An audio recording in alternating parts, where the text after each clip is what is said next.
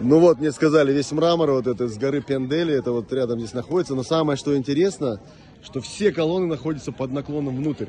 То есть они падают, я не знаю, под каким углом. Ну, может быть, не 90 градусов, а 80, наверное. То есть они немножко все наклонены в сторону. Вот так вот. Да, интересно. Но держит центр тяжести.